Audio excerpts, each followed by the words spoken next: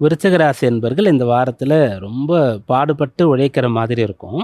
ஒவ்வொரு நாளும் மிக பெரியதாக, நீண்டதாக உங்களுக்கு தெரியும். சில காலம் சில நாட்கள், சில வாரங்கள் கூட சட்டுன்னு போயிடும் நமக்கு. "அப்படியா 1 மாசம் ஆயிடுச்சா?" அப்படின்ற மாதிரி திரும்பி பார்க்கறதுக்குள்ளே போயிடுச்சே அப்படின்ற மாரி சொல்லுவோம்.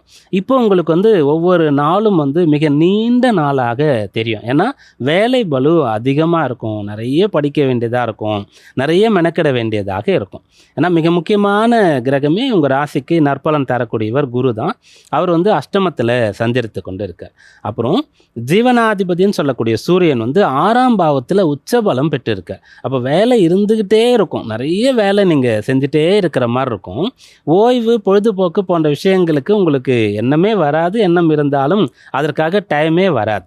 அதனால இந்த டைம் நெறைய வேலை பார்க்கறது, நெறைய படிக்கிறது, அப்படி நீங்க பிளான் பண்ணிட்டீங்கன்னு சொன்னா, அந்த எல்லாமே உங்களுக்கு பலன குடுக்கும். அதுதான். அப்ப இந்த வாரத்தில் பிளான் பண்றது நெறைய படிக்க போறீங்க, நெறைய வேலை பார்க்க போறீங்க, அல்லது படிக்கிறதுக்காக, ஒரு பிசினஸ் ஸ்டார்ட் பண்றதுக்காக, கல்யாணத்துக்காக, வேலையில சேருவதற்காக, நெறைய சுத்தி அதுக்காக வேலைலாம் பண்ணி, நெறைய தேடி, அதெல்லாம் நீங்க பண்ண போறீங்க. அப்போ இந்த வாரம் ரொம்ப பிஸியா இருப்பீங்க.